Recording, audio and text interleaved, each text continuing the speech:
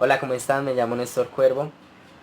Hago este video con la intención de empezar un nuevo proyecto de emprendimiento en el cual el objetivo es apoyarnos y crecer día a día a los técnicos que estamos metidos en la parte de la automotriz, del mundo automotriz.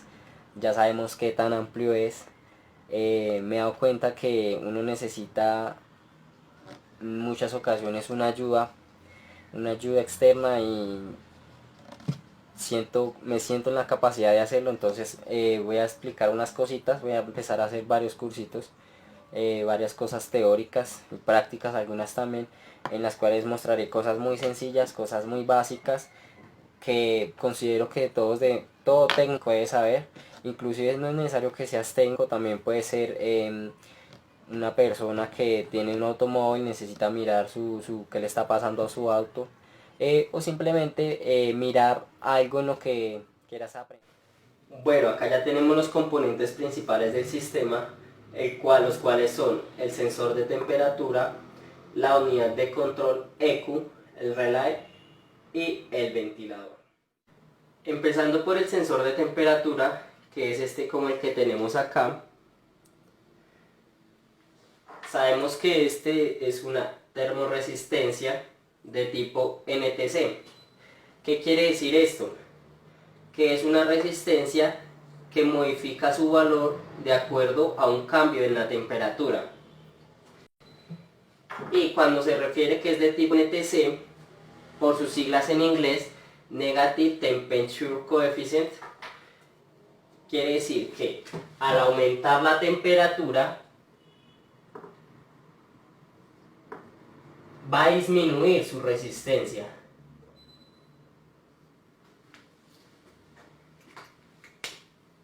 Este sensor, en los primeros modelos, los carros que no venían con inyección electrónica, trabajaban con solo el simple sensor que está ubicado en este punto del radiador, o bien pueda este lado del radiador, o en un empate que se hacía de la salida del radiador hacia la culata.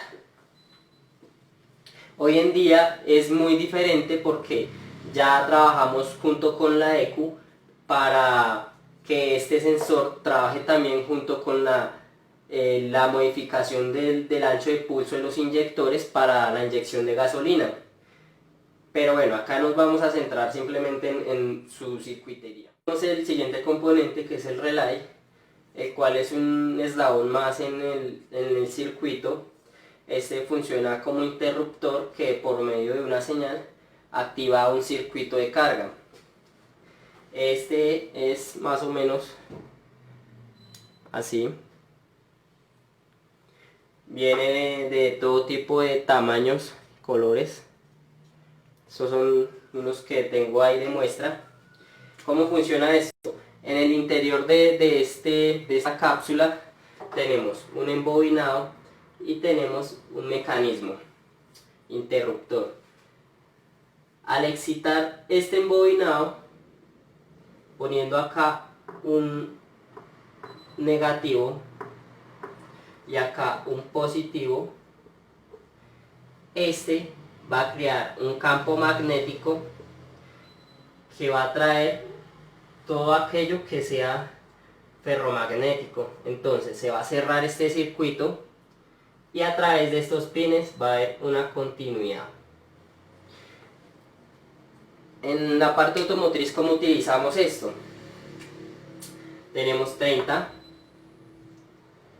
87,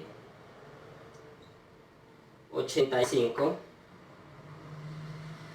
y 86. En la mayoría de los casos, el 85 va a tierra o es excitado por una masa conmutada, pero esto puede variar porque al fin y al cabo esto es un embobinado. ¿Cómo así? Simplemente supongamos que es un conductor común y corriente, un cable común y corriente. Si lo excitamos acá con negativo y acá con positivo, aquí habría un corto. Pero como esto es un embobinado, pues va a crear un campo magnético. Acá el 30, vuelvo y digo, puede ser positivo o negativo, pero en su mayoría de los casos es positivo, para que al dar la continuidad a lo que se cierra el circuito, se alimente un circuito de carga, que en este caso sería pues nuestro electroventilador. Este es uno de los circuitos más básicos, lo podemos encontrar principalmente en carros carburados. Tenemos el sensor de temperatura, el relay y nuestro fan, y nuestra switchera, que la podemos encontrar en el volante.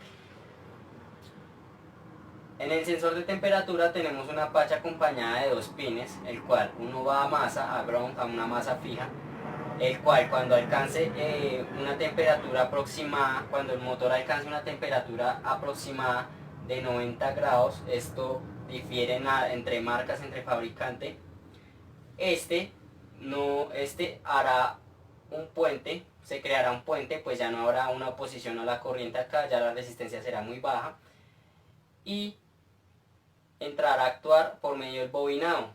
Si el carro lo tenemos en ignición, nos va a encender el ventilador. En el 30 tenemos una corriente directa a batería acompañada de un fusible. En el 86 tenemos ignición acompañada de un fusible. Y en el 87 tenemos nuestro circuito. Este es un circuito un poco ya más complejo, donde ya nos entra a trabajar la ECU.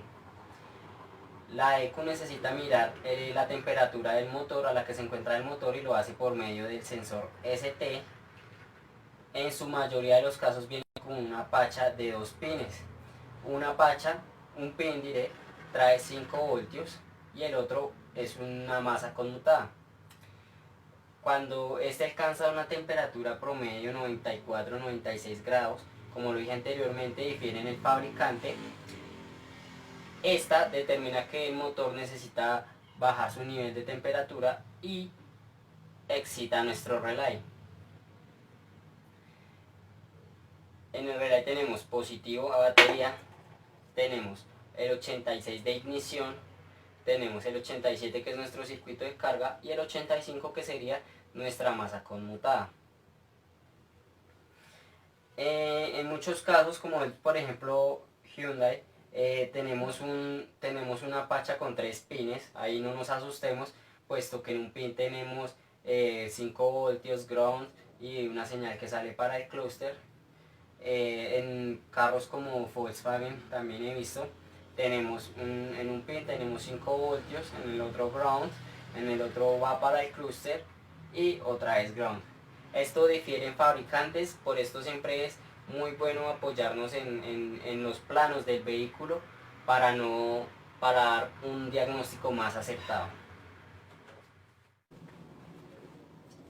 Este ya es un circuito un poco más moderno, con el que viene la mayoría de nuestros carros nuevos. Obviamente varía en fabricante, también en la gama del carro, puesto que hay carros nuevos gama baja que vienen con el circuito estándar, por decirlo así.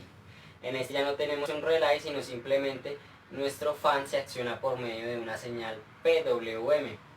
En el fan tenemos un módulo, quien es el que comanda a qué regímenes tiene que funcionar nuestro fan de acuerdo a la señal que le indique nuestra ECU. Todo esto varía de acuerdo a su temperatura y de acuerdo a la función. Recordemos que nuestro fan también actúa cuando se enciende el aire acondicionado. Entonces, por ahora espero les haya gustado.